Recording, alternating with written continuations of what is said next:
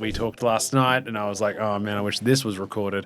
How do you see the inner voice relative to our being that views that? It's the same with a camera. For example, this being recorded with cameras. The camera has a lens, there is a sensor, but who's looking at the camera? It's the videographer, it's the photographer looking at the image. And that's the same concept. And the reason I bring that up is because that's the same with our voice.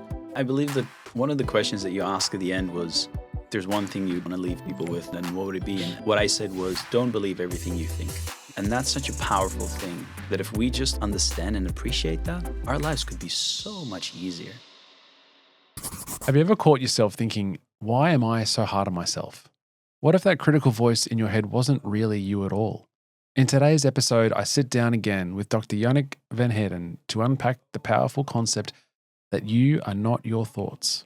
We dive deep into Vedic philosophy, self-awareness, mindfulness, and the subtle but profound ways social media hijacks our inner world. This episode is packed with insights that just might change the way you think, literally. So settle in, because this one's a conversation worth hearing twice. You need to be able to get your head around that, to then be able to go down this rabbit hole that we're going to go down. Yeah. Because you need to accept that, you are not your voice. Your voice is, it's the image. It comes to your brain, to yourself, to your being, that then judges, it then decides whether or not to put weight on something or not. Yep. The biggest, and the reason why we're sort of leveraging from this place is the most. I think your episode was really remarkable in my mind, but one of the biggest things that came of that was that you are not your thoughts, and I guess that is what resonated with me, and that comes back to this topic, right? Yeah, I believe that one of the questions that you asked at the end was, if there's one thing you want to leave people with, then what would it be? And it's what I said was, don't believe everything you think. And that's such a powerful thing that if we just understand and appreciate that, our lives could be so much easier. To understand and appreciate that, I'd like to share this analogy that they use in some of the Vedic scriptures. Is it okay if I take you through it? Yeah. They describe the body as a chariot. That's the analogy. So the body that we are wearing as a vehicle, Yeah. is a chariot, is a car that we are driving, essentially. That's the essence of it.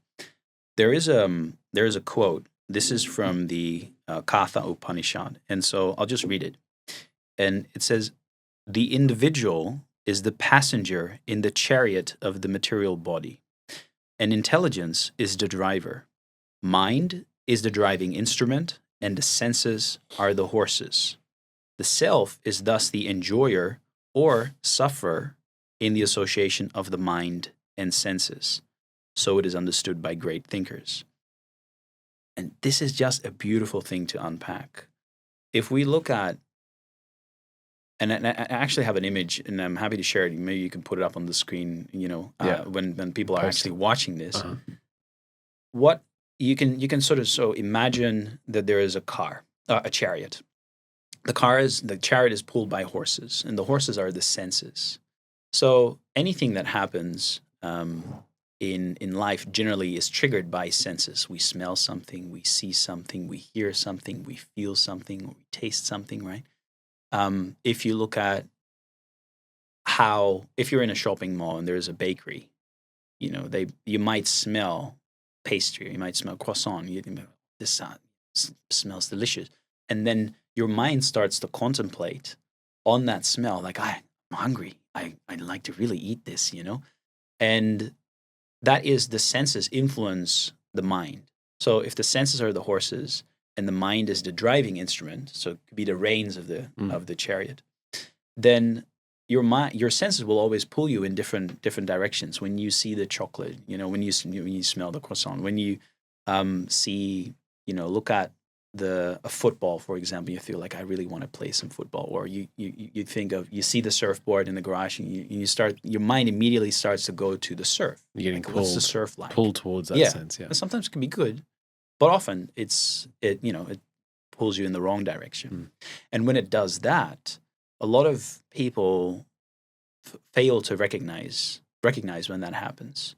So senses influence the mind, and then there is essentially a difference between you and the mind. So they describe the intelligence as the driver.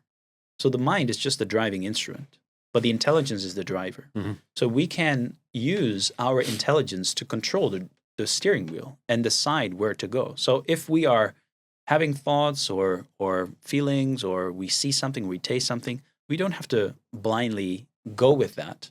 We can use our intelligence and decide, I actually said that I wasn't going to drink tonight. There's a lot of people are drinking. Someone's offering me a drink, and then my mind starts to say, come on, man, everybody's drinking, everybody's having fun.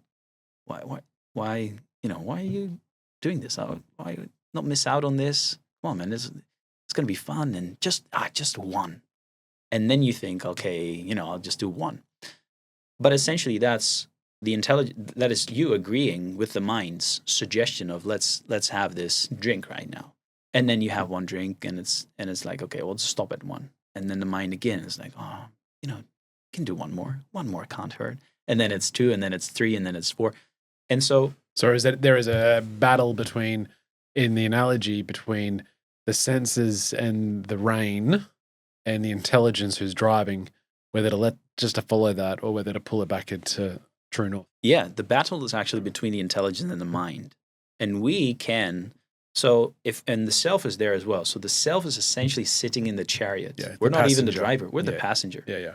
So we are the passenger, and we can tell the driver, it's like you're taking an Uber and you say, this is where I want to go. You give him the address, and he might make a mistake, and you're like, oh, no, we actually needed to go here. So you're always person in control, directing the driver essentially. And if you don't have a driver there, like if you're getting to the Uber and there's no intelligence and there's no driver, you're not going to get to where you want to be. So if you're in the cart and you just let the horses ride, then you're just going to end up, which is the senses. The senses. You're just going to end up in trouble. Be 12 drinks. Exactly. Yeah.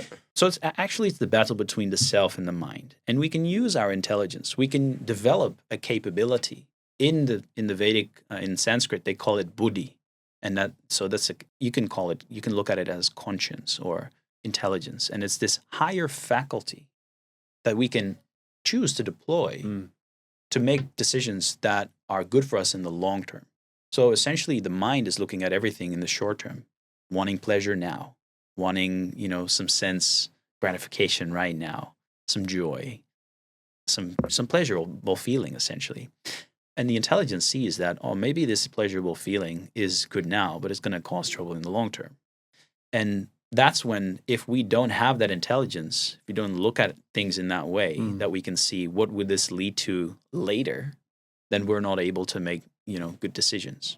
Why is there a discrepancy between the intelligence being the driver and the passenger being the self? That's a great question. When you look at, are you familiar with Systems 1 and Systems 2 Thinking by Daniel Kahneman? No. So let's not get into that, because then it opens up a whole new... That's episode 3. Exactly. But there is a concept that people may be familiar with.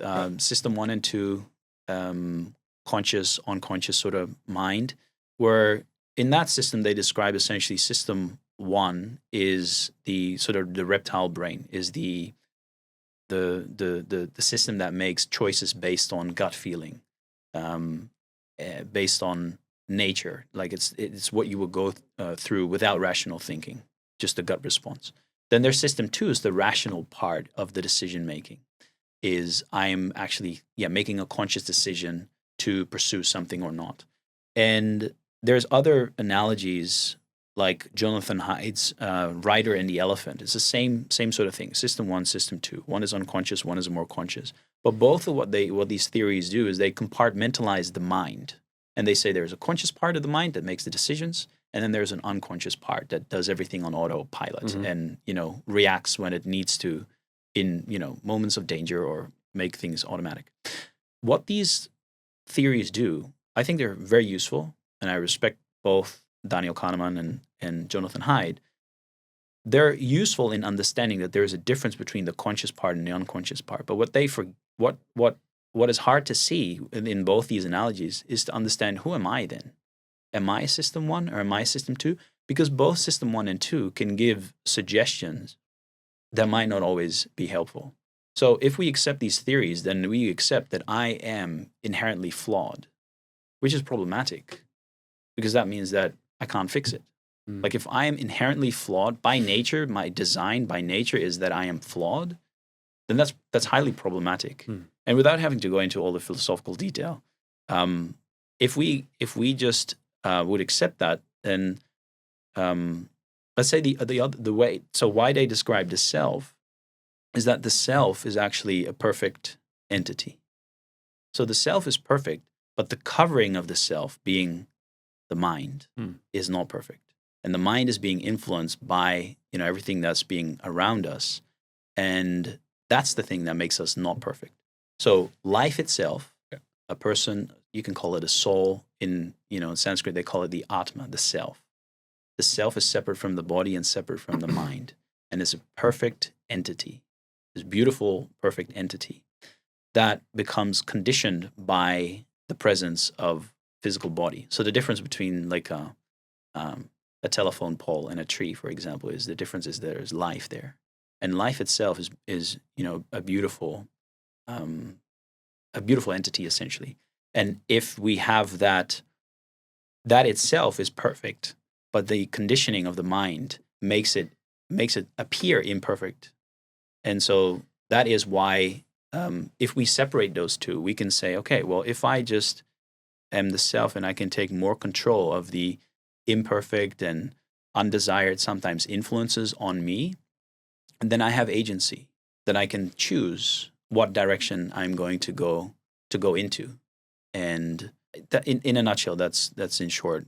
The passenger in the chariot example, in that view, is a perfect. It is as perfect is a perfect specimen, or perfect in itself, and everything in front of it, being the driver, being the reins, being the horses, are imperfect. Yep. And so that's where the discrepancy is. Yes. The reason why this matters is that once we start to understand that the way I'm speaking to myself, if I'm have a negative inner voice, if I'm constantly blaming myself for making mistakes, for messing up, for I'm not a great father, I'm not a great mother, I'm making all these mistakes, I'm just a failure, I'm not worth being loved. All these things are products of the mind. But the problem is why these get to us so much is because we identify with them. Because we think that actually this is how I talk to myself. No, it's just the covering that you have of the mind. When you say we think, you say we think we can, that's how we talk to ourselves. Yeah. But that's the driver saying that, no? No, so that's the mind is, if the mind is talking negatively, let's say we have a negative voice. So let's just keep it simple to thoughts and feelings. If we have these negative thoughts and negative feelings, that's a product of the mind. So the mind is influencing the passenger. Yes. And so if we understand that, okay, well, I am the passenger, I'm in control here. And it's like a navigation, for example. If the navigation, so we're in the Uber again, and navigation is telling us to go left or right, but like going left is not a good thing. You could just ignore it. You don't have to follow it. So if the mind is telling me you're a failure, but if you're conditioned to not, I guess, confront the wrong direction, then you're going to let that. You're not going to say anything. Yeah. You're going to go the wrong way. Yeah. Either because you're not even aware that this is that you can do it. Yeah. A lot of people they're not even aware, and that's why this is important to talk about. The starting point is to just appreciate that I can just ignore my mind if I want to. If I recognize that this thought or feeling is not helpful, I don't have to listen to it. Yeah. I don't have to embrace it. And I love the first step is what you said in the last episode, which is that driver or that navigation is not me. Yeah. That's not me. Mm-hmm. I am the passenger here. And yes, I have control, but it's also the disagency, or like the disassociation between, just because there is a bad thought, just because it says turn left and I know that's not right, that doesn't mean it's my direction. It's not me making that choice, or that's not my ownership of thought, because I am the passenger, or I'm the mind, and I have control, I have power or agency to say no and speak up. Exactly. And that is so incredibly liberating for people to just. Well, when you first said it, I was like, it almost automatically that took a lot of weight off my shoulders to go, because there's that whole burden. And then you look back at it, and before you came on, for many years, I've had this view that, of course, it is common, and I think by default for everyone. And despite the fact that we know this, I'm sure you still have your negative thoughts. Absolutely. Because and that's never going to go away, because I do believe that the driver or the voice is going to always shift to the negative, because you are, of all the relationships you have in your life, you're the only one that you have had will always have that relationship. And so you've been witnessed and privy to every single failed mistake, failed promise, I'm gonna get fit this month. I'm gonna hit the gym 3 times a week. And that might be the only thing. No one knows that but you. And you don't do it. So you chalk that up to another broken promise. And if you had someone who broke that many promises over 20, 30, 40, 50 years, you'd probably think negatively about that person as well. Let alone the fact that it is a default. It is an not unconscious, but it's a reactionary response to go, nah, I have to think negatively of myself. Yeah. So it's I think it's very common in the, when we're by ourselves, looking at the mirror or being present in the moment, to not want that I think provides so much ordinarily to the general person, or to general population. There's a lot of discomfort with that, to be in the presence of yourself. And I think there was some study in it. I can't believe I don't have it specifically, but there was and you might know this, but there was this group of men and women who had the opportunity to sit with themselves for 20 or 30 minutes in a room by themselves, no distractions, or get shocked by electrical shock. Yeah. And something like 60% chose the electrical shock, because the idea of just sitting there and that's, and we talk about it, I've talked about it before, but it's the reason why it's just, I think within this day and age, and we'll get into social media and the impact of this, but there is so much distraction and opportunity for distraction, call it. And whether it's distractions or not, but there is so much, you're readily available to not sit with yourself.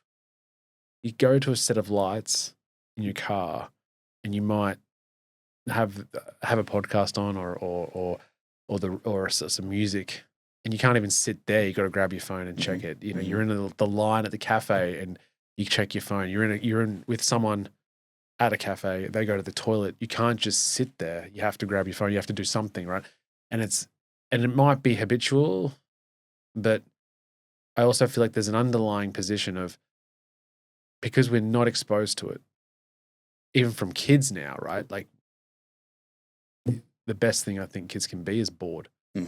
Just sit there, play Lego or do some, don't do anything. Just sit, right? But I feel like I don't think it's particularly healthy.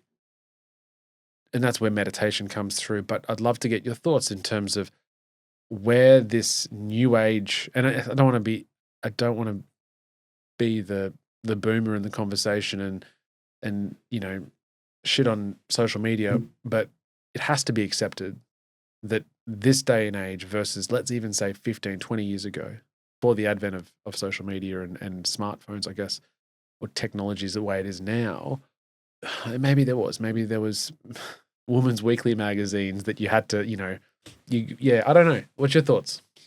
I think it makes sense to, in my PhD, I did some research as well on the history of how society has changed over the past 100 years. Hey guys, just popping in with a gentle reminder. If you're enjoying this episode, we'd love it if you'd give it a like, hit subscribe, and leave a comment with your thoughts. It's free and it really helps us grow and continue to share these stories that matter. Cheers. Is it okay if I just tell a story about it? Okay, so I just monologued for about 15 minutes, man, so you just go. Oh, good. No, that's great. Set the scene. I love it. This is a good topic.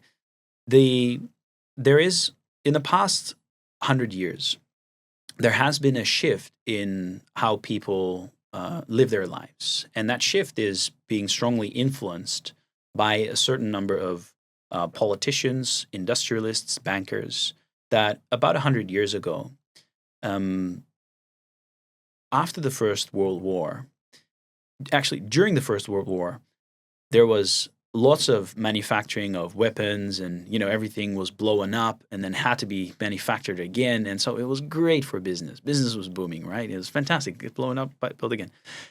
But then after the war ended, that whole economy, it just plummeted, and people started going back to a very frugal life. So you would have, a pair of shoes, for example, and you would if the shoe would wear out, you would go to the shoemaker and get the sole replaced or get everything repaired as often as you could until the shoe was not, you're not able to wear it again, and then you'd buy a new pair of shoes. You would only have one pair of shoes. And so the businessmen, the big industrialists at that time thought that's not very good for business. So we need to come up with a way in which we can have people consume more things before the old has been, used up. Mm. And so there is this there's a person who's not very well known, but had a really big influence, and his name is Eddie Bernays. It's the nephew of Sigmund Freud. He used some of the theories of his uncle to manipulate the masses, and then he was being hired by some people to start influencing people's perception of things. And one of the things that they wanted him to do was to make people not a citizen, but a consumer. So the purpose in life is to consume things. That's what people wanted, because that would, bring them more money. And a way for him to do that was to use a change in psychology, a change in how people perceive where they derive happiness from. And that brought up this whole movement of consumerism. And in order to achieve that, he needed to use a tool at advertising, essentially. So one of the things that he did was there was a someone from I think it was British American Tobacco. They had a brand, and at that time, 1920s or so, it's taboo for women to smoke, right? Only men would smoke, and so that means that you could only sell cigarettes to 50% of the population. And so there's a huge opportunity to sell more, right? But that didn't happen. And so they hired Eddie Bernays. Eddie Bernays went to a psychoanalyst called A.A. Brill, who then ran some research with women and then asked them about their motivations. What these women told him was that the cigarette essentially is a symbol of the penis. And it is the power that men have. And they said, if we could just smoke cigarettes, it was like if we would have our own penises and we would have power as well. And so Eddie Bernays, he took that insight and he did something really clever. He went to the Easter Parade in New York, huge parade, and he got this group of women, suffragette women, feminists at that time, well known, and asked and gave them the command to light a cigarette on his signal. Yeah. And so he was very clever, got a lot of news reporters and stuff there. They took photos. At the point he gave the signal, they lighted the cigarettes. The photos appeared on all the newspapers with the taglines, lighting torches of freedom. Right. So this is the first real big attempt to associate the cigarette, which is this cancer stick, essentially, that to associate that with freedom, with liberty, with power. And that was unheard of. It never happened like that before. And after that, it reached beyond the US, it reached into Europe, and sales within a few years were, I'm not sure exactly, but like 30% of women were smoking within a number of years. Right. It's incredible. And so a lot of that idea has then crossed over into advertising, is the idea of I can associate a product or a service or an experience with something that you deeply desire, to be loved or to develop a relationship or to be respected, be famous and all those things. And if you, as an advertiser, want to sell your product, you don't just talk about that, water will quench your thirst, or whatever drink it is, but actually it helps you to develop a relationship and have fun and make you liked. And so all the advertising went that way. And that's had a huge influence on people, because before people weren't so much, conscious of what I want. But in order to make this happen, this shift had to create in people a real strong desire that I am the center of things, that it's all about me, and it's all about getting my pleasure, getting my needs met, and everything is about me. Now, why am I giving this background story? Because you're talking about social media, and social media is essentially the evolution of this idea. And what links that is the selfie. So the selfie, it says it, itself. It's like, it's a picture that you take of yourself in order to, be liked and get some approval from the crowd. But it didn't used to be that way. Like you said, if you talk about, 15 years ago, if you would walk around with a camera and ask people, hey, could you take a picture of me? And then you're like, take a picture. Okay. And then next person, oh, could you also take a picture of me? This angle, please. And next person, ask again. People would think you're nuts. And in case on point on that, and side anecdote, when I was 1991, so I was 7 years old, my mum took my sister and I to Great Keppel Island for a holiday. And back then she had a disposable camera for the holidays, right? Yeah. And I took all of them of myself, right? And then you couldn't. You had them the other way, the wrong way around? I flicked it around. Oh, you did yourself? Okay, just took selfie photos of myself because I was, shit. When it all finished, finished, and then she took it to the pharmacy to get the photos back, and it was all of me.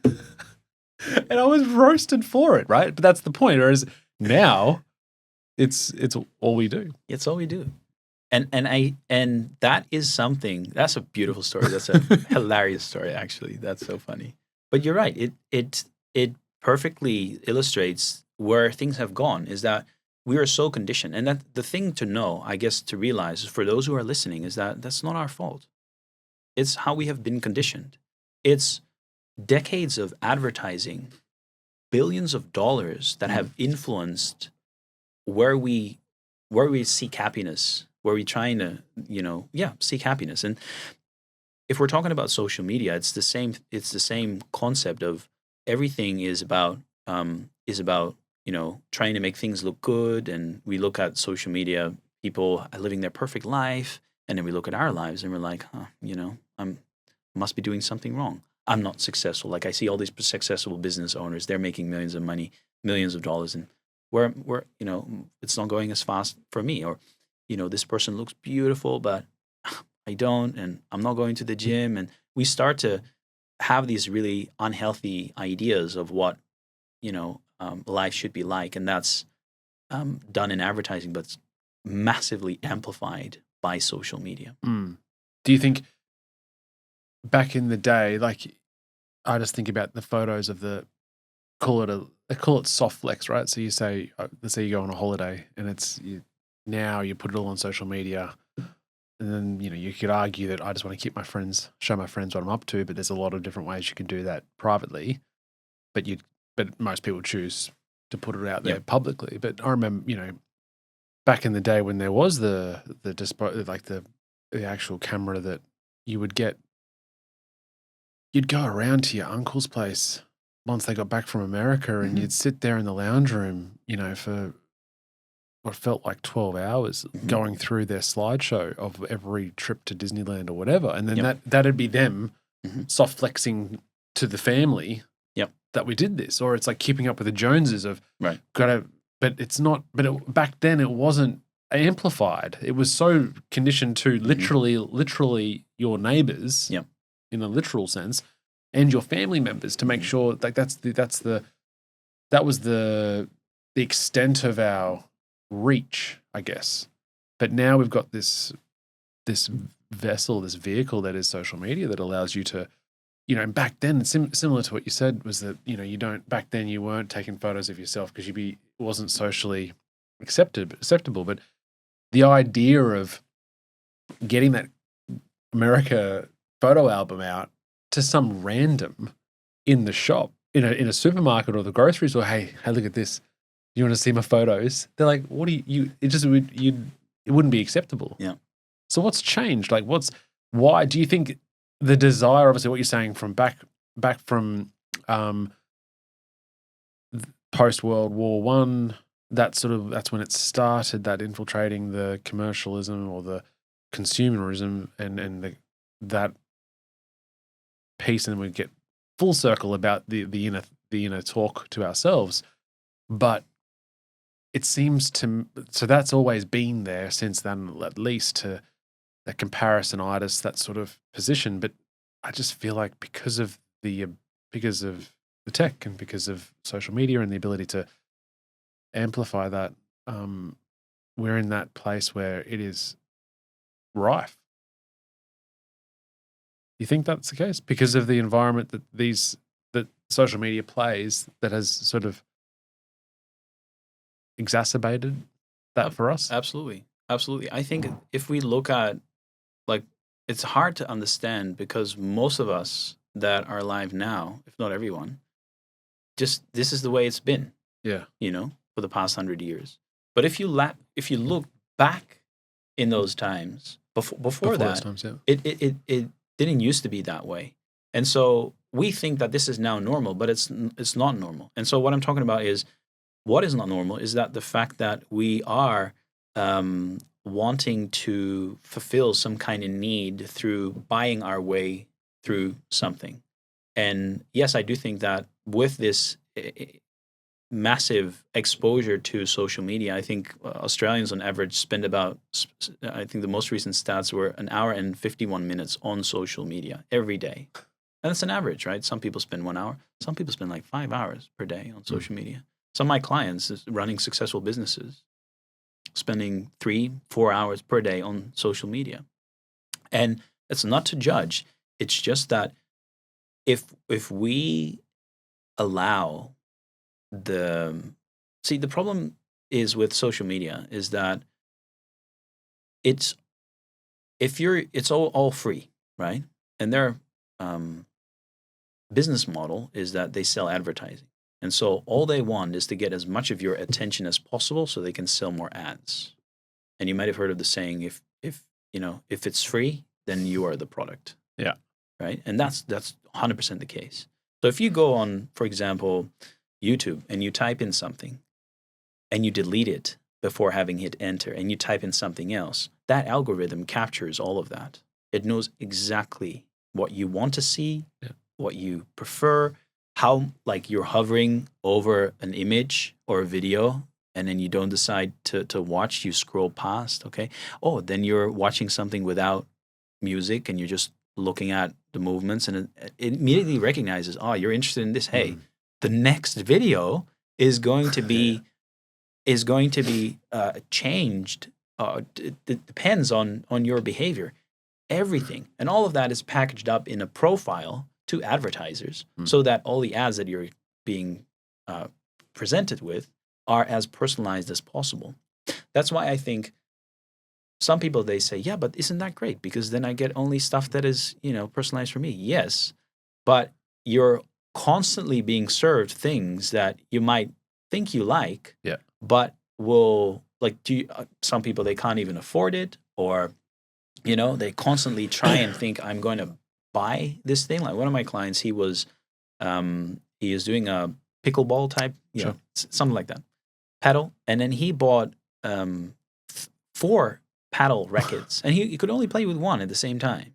And maybe it makes sense to have like a second one, like a spare one. But he bought 4 just because he was like, oh, there's a good deal. Like, I'm going to be, like, I want the best. And he was totally consumed by all the ads that he was being served, because the algorithms were so smart about what he wanted that he kept purchasing. And so he couldn't control his purchasing behavior. And he's not, like, there's so many examples of that, is where if things are so optimized for you, for your personal preferences, then you'll be highly influenced by someone else, by an advertiser or by the social media. So it could be in the form of purchases, but it could also be in the form of content. Yeah.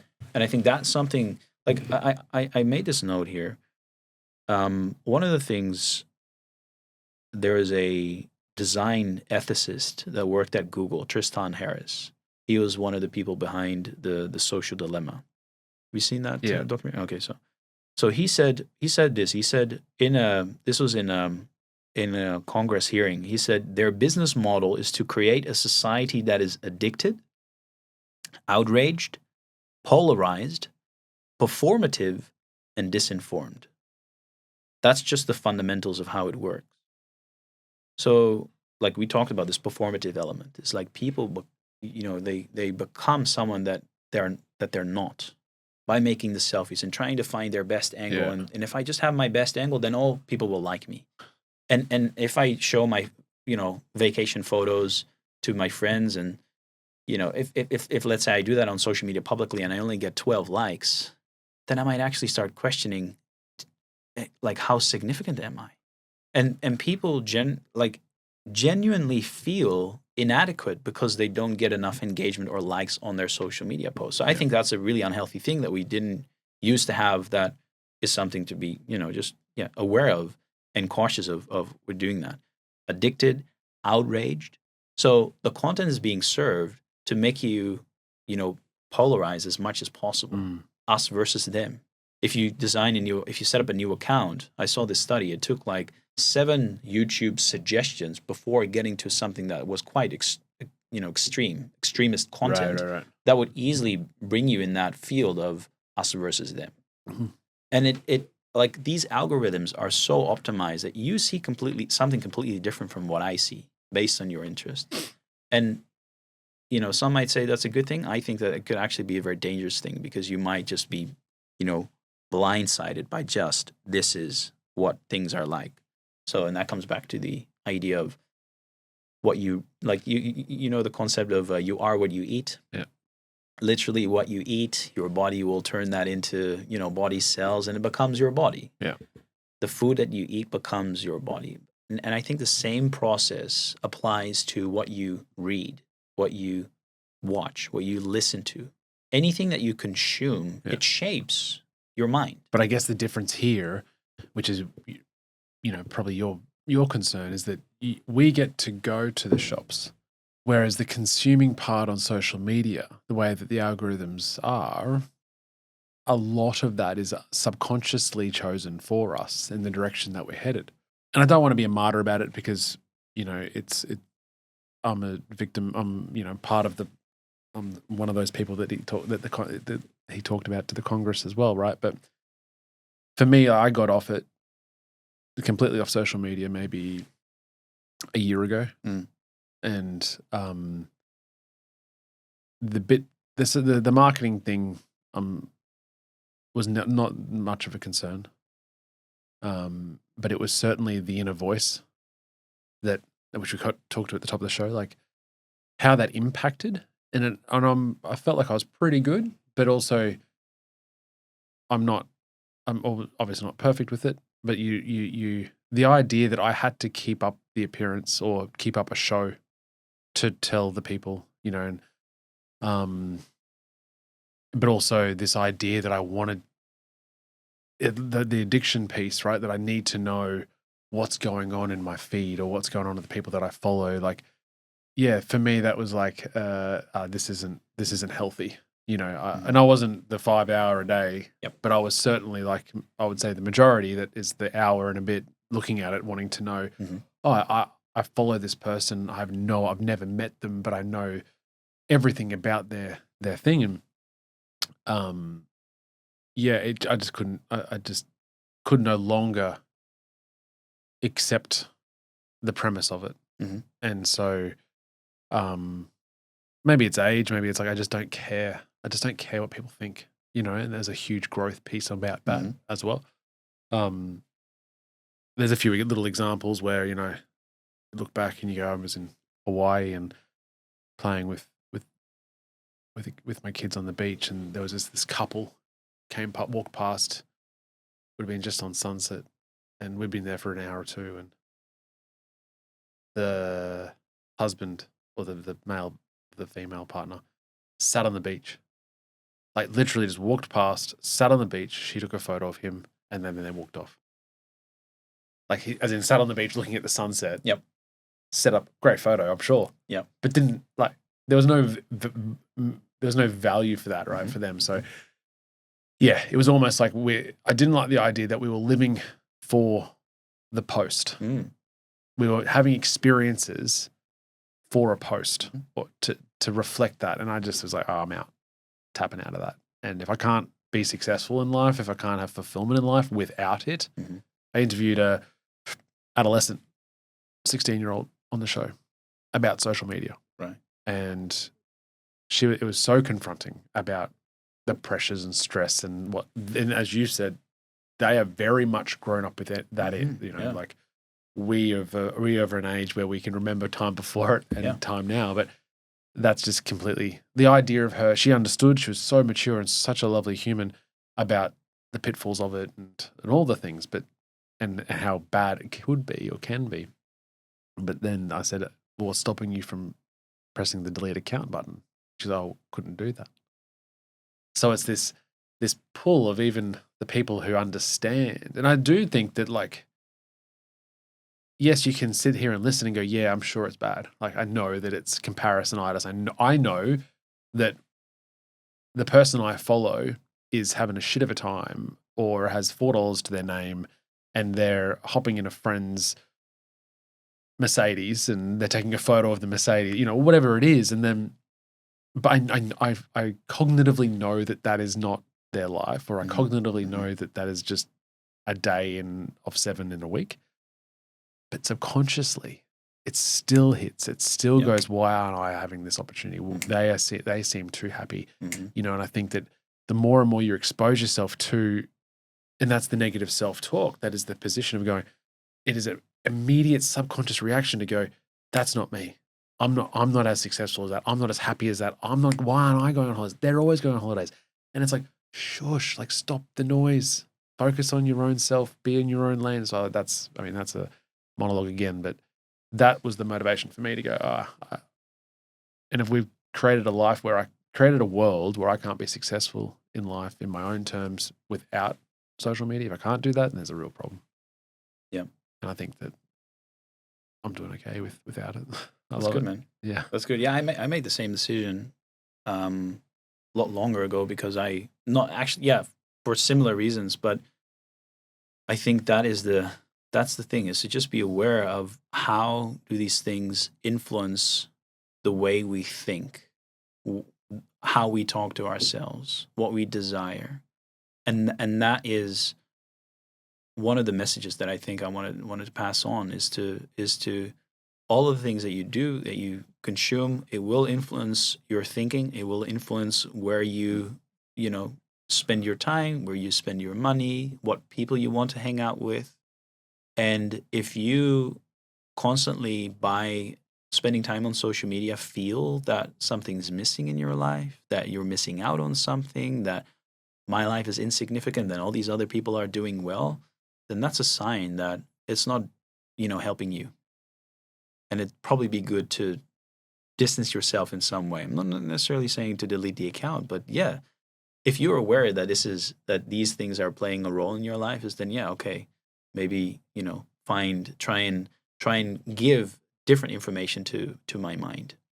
And some people, they think, oh yeah, but all I see on social media, for example, I still have some social media accounts because I create content, for example, and so sometimes I download the app in order to post something or whatever, but immediately I get sucked into the shorts feed or something to get to watch. And I am a behavioral scientist. I've studied this for deeply this subject for more than 5 years, and still I am being pulled into into that whole rabbit hole of wanting to scroll and watch it. It's so cleverly designed that nobody is capable of having that sitting there. Yeah.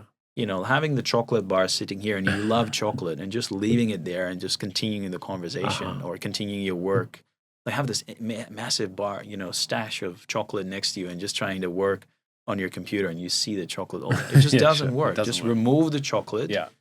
put it out of sight, and it makes it easier.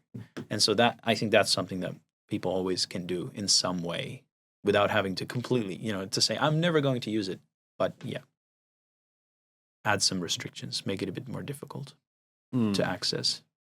And so if we are inherently trying to avoid time with ourselves, we're trying to be distracted, let's say, what is the first step? Because I think there's a lot of value in finding a place for ourselves, me time. The shower is a wonderful place just to sit and be with yourself. But I guess it's because it's so starkly different to everything else in life. Where can we where can we find, how do we practice that in a day to embrace that a little bit more? And maybe that's just really confronting for someone because they've got so many, skeletons in the closets, or they don't like because of all this, because of this separation. And maybe listening to this, they're thinking, oh man, if I'm not my thoughts, if I'm not, if I don't have to believe everything that I think, and that self is perfect and everything else is what I need to control, what's the first step? If we're talking specifically about social media, to take a little bit of a break from that is to not just remove it. Like with anything, removing something is always going to be a challenge. What we need to do is replace it with something better. And people have to decide what that is for them. One thing that I see if I work with my clients, the first thing that I do is I get them to do a digital detox, digital reset. For 7 days, delete all the apps that are not essential. And this idea is taken from Cal Newport, one of his books, Digital Minimalism.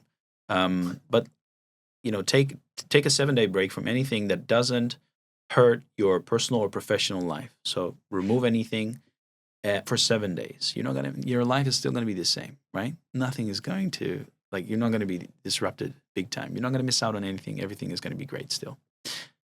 After the 7 days, decide which of these things are really valuable and you want to bring back in. That's something to decide. And then design clear rules around how am I going to use this tool. Am I going to use it on my phone? Am I going to use it on my computer? What are the things that I'm going to use it for? And that's a conscious decision after you haven't had it for some time. So what I see then is a lot of people, they feel like, oh, I freed up so much time. I actually don't like doing this. But then I don't know what to do with all the time. And that's a big challenge. And so what we need to do is we need to engage in activities in the real world with our hands, with people, to spend time with people, for example, to do physical activity, to do art, and to create something, to write something. Journaling, for example, is something that if we're talking about this inner voice, for example, starting with, if we're talking about social media, doing a digital reset, talking about how can we be more comfortable with my own thoughts and how can I understand my own thoughts better, my mind, and all of that is actually the practice of mindfulness. A lot of people, when they're talking about mindfulness, they're talking about it's about being in the present, and that is true. But the real definition of mindfulness would be to understand that I am not my mind, and I can take a step back and I can distance myself from all the chaos. And to practice that, or to understand and appreciate that, is to practice that. And you can do a mindfulness meditation on a regular basis. That is, if we have time, I'm not sure how much time we have, but we could do like a 1 minute. I'm happy to run you through. Let's do that. Yeah, we can do I it. love Okay, that. cool. So if you just relax your body, sit against the chair, and just, if you feel so inclined, you can close your eyes. Of course, if you're listening to this and you're driving, then keep your eyes open. And just focus your awareness on your breath. Just notice where your breath is sitting. Is it somewhere in the upper regions of the lungs? Is it short, shallow, fast? Or is it more lower, down in the lungs? Is it slow, deep? Don't change anything. Just become Now imagine you're sitting beside a stream of water. The stream is moving and you see sticks and leaves floating on the stream.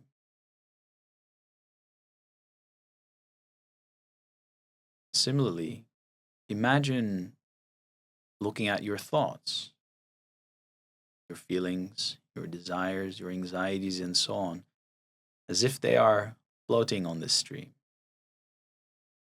And as you're watching your thoughts come and go, you can appreciate that you don't have to latch onto anything. So take some time to just watch something, and as you feel you're latching onto it, just let it go.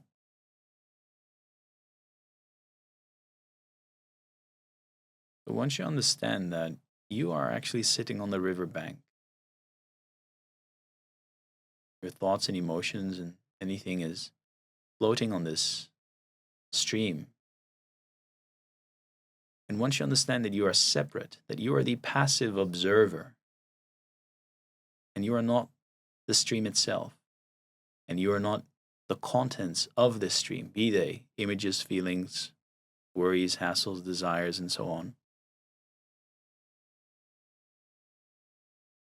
then you can be this detached observer. You can be calm, you can be separate. And this is extremely liberating, that you are not your mind and not your thoughts. And you can respond to anything that comes up in your mind in a way that serves you. And you can respond effectively to the external influences that affect the internal world of them. So now you can open your eyes and come back to this moment. And this is a practice that I think people should do on a regular basis, is to, whether it's looking at a stream, whether it's looking at, like, imagine you're looking at the sky and you see clouds. Yeah, that's what I do.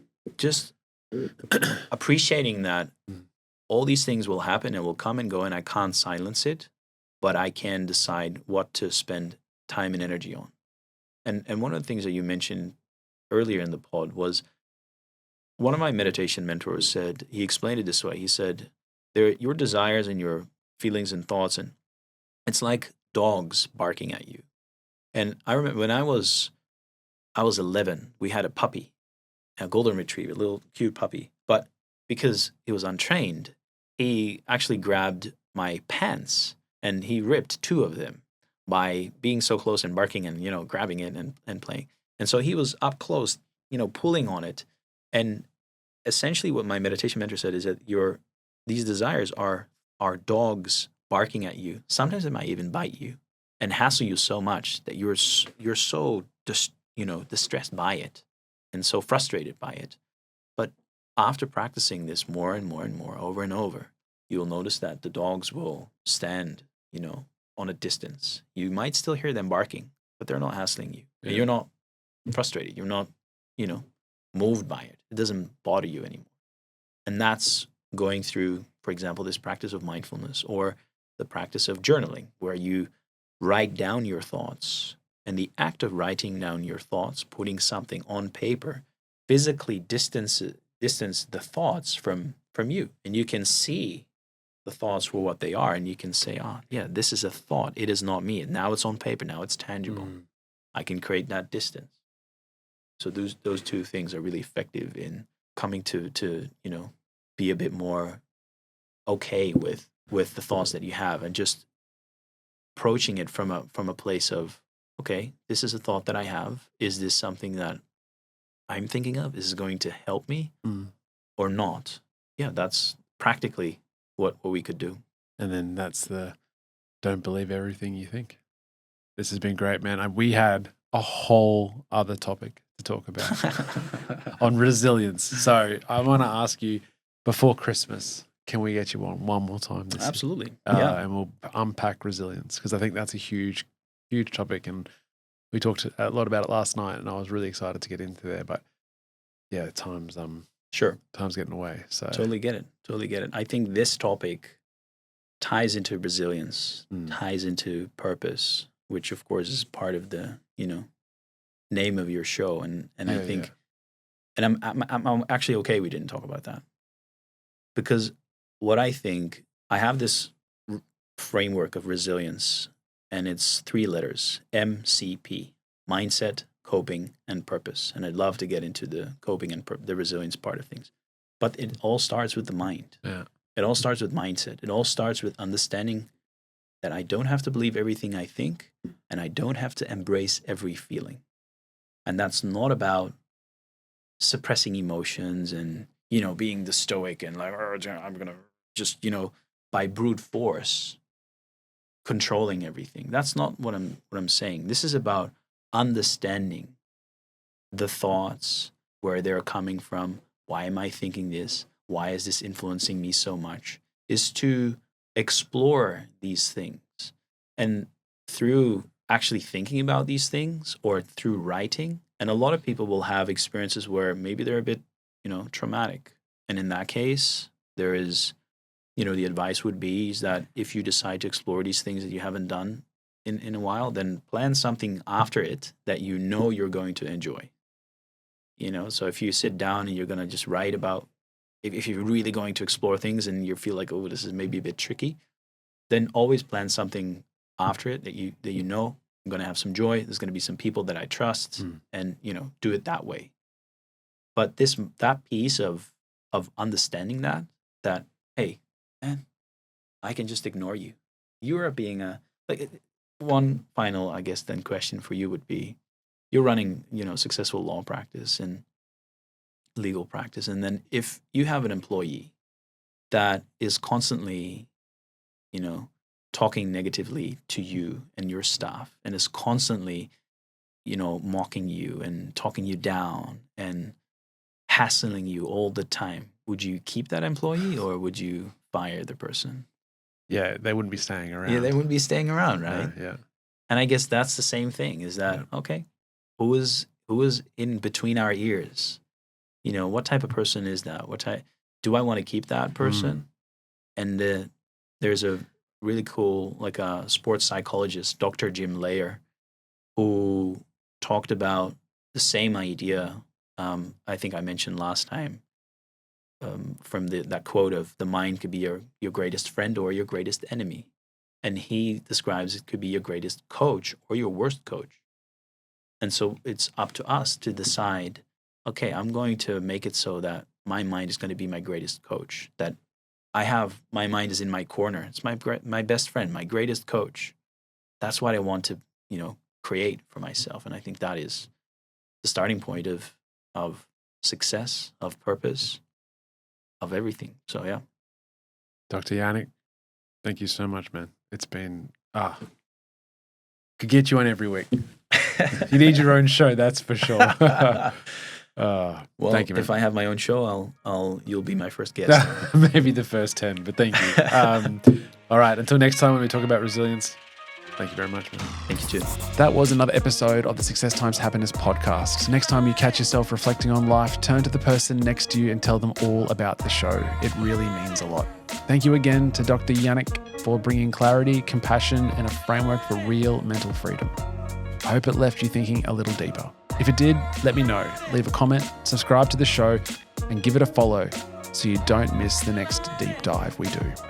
Till next time, peace.